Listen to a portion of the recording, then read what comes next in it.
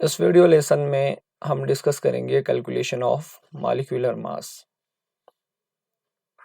किसी भी मॉलिक्यूल के मॉलिक्यूलर मास को कैलकुलेट करना है तो मॉलिक्यूल के अंदर जितने भी एटम्स ऑफ एलिमेंट है उन सारे एटम्स ऑफ एलिमेंट के एटॉमिक मास को सम करते हैं।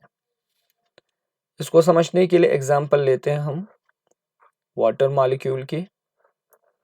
वाटर मॉलिक्यूल का फार्मूला होता है H2O। वाटर मॉलिक्यूल के अंदर 2 हाइड्रोजन एटम प्रेजेंट है और 1 ऑक्सीजन एटम प्रेजेंट है। तो वाटर मॉलिक्यूल का मॉलिक्यूलर मास हो जाएगा, मॉलिक्यूलर मास, एक हाइड्रोजन एटम का एटॉमिक मास 1 होता है। मॉलिक्यूल के अंदर 2 प्रेजेंट है तो हमें 2 से मल्टीप्लाई करना है, प्लस एक ही ऑक्सीजन एटम इसमें प्रेजेंट है तो एक ऑक्सीजन एटम का 16 यूनिट होता है। इसको अगर सॉल्व करें तो एक मॉलिक्यूल्स ऑफ वाटर का मॉलिक्यूलर मास जो है 18 होता है। दूसरा एग्जाम्पल हम लेते हैं कार्बन डाइऑक्साइड मॉलिक्यूल की। अगर आप कार्बन डाइऑक्साइड मॉलिक्यूल में देखें तो इसमें एक कार्बन एटम प्रेजेंट है और 2 ऑक्सीजन एटम प्रेजेंट है। तो मॉलिक्यूलर मास एक मॉलिक्यूल का बराबर हो जाएगा, एक कार्बन का एटॉमिक वेट होता है 12 यूनिट, प्लस इसमें एक ऑक्सीजन का एटॉमिक वेट होता है 16 और इसमें 2 प्रेजेंट है तो हम 16 को 2 से मल्टीप्लाई करेंगे और 16 टाइम्स 2 हो जाएगा 32 और प्लस यहाँ पर 12 कर दो, it comes out to be 44 unit. So 44 unit जो है एक मॉलिक्यूल ऑफ कार्बन डाइऑक्साइड का मॉलिक्यूलर मास है। और भी अच्छे से समझने के लिए कुछ और एग्जांपल हम लेंगे। जैसे मेरे पास सल्फ्यूरिक एसिड है, सल्फ्यूरिक एसिड का मॉलिक्यूलर फार्मूला होता है H2SO4। तो सल्फ्यूरिक एसिड में 2 हाइड्रोजन एटम है और एक इसमें सल्फर प्रेजेंट है, 4 ऑक्सीजन एटम प्रेजेंट है।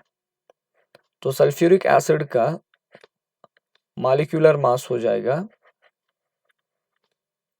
इक्वल टू, एक हाइड्रोजन का एटॉमिक वेट होता है 1 और इसको हम 2 से मल्टीप्लाई करेंगे क्योंकि मॉलिक्यूल के अंदर 2 हाइड्रोजन एटम प्रेजेंट है, प्लस इसमें एक ही सल्फर प्रेजेंट है तो 1 सल्फर का एटॉमिक मास होता है 32, प्लस एक ऑक्सीजन एटम का एटॉमिक मास होता है 16, लेकिन यहाँ पर 4 ऑक्सीजन एटम प्रेजेंट है तो हम 16 टाइम्स 4 करेंगे।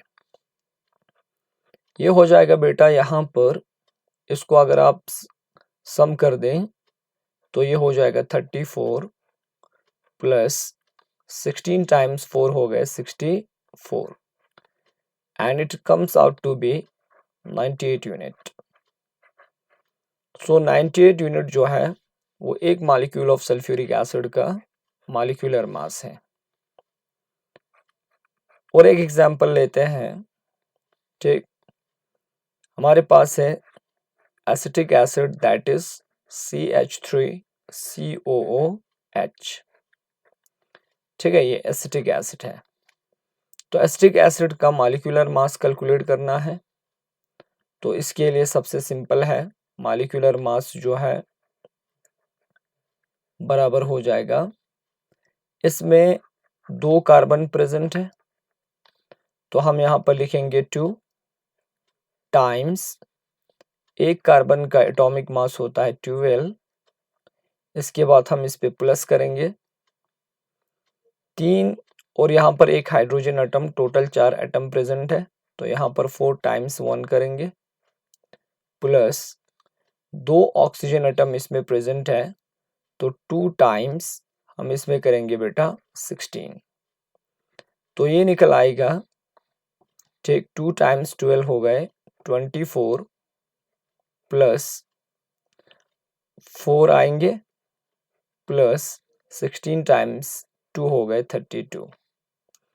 तो ये आ जाएंगे बेटा 28 plus 32 and it's comes out to be, इसको अगर आप सम कर दें 8 प्लस 2 हो गए 10 और यहाँ पर 3 प्लस 2 5, 1 कैरी कर दो तो ये 6 हो जाएंगे।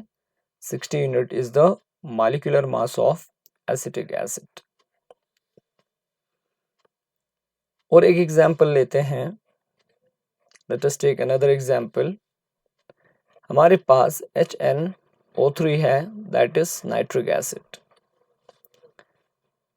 नाइट्रिक एसिड का मॉलिक्यूलर मास हो जाएगा, मॉलिक्यूलर मास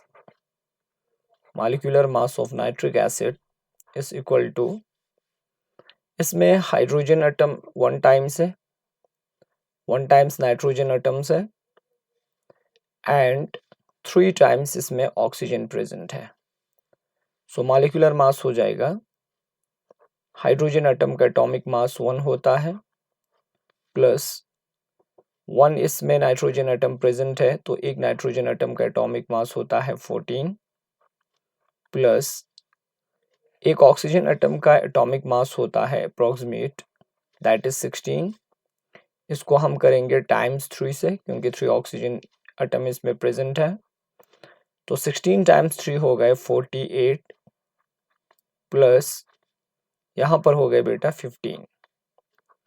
तो ये आ गए बेटा 8 प्लस 5 हो गए 3, ठीक है 13, 3 यहाँ पे आया, कैरी कर दो 4 1 5 5 1 6। सो 63 unit is the molecular mass of nitric acid.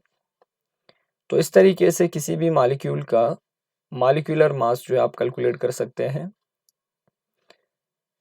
I hope आपको समझ आया होगा किस प्रकार से मॉलिक्यूल के मॉलिक्यूलर मास कैलकुलेट करते हैं।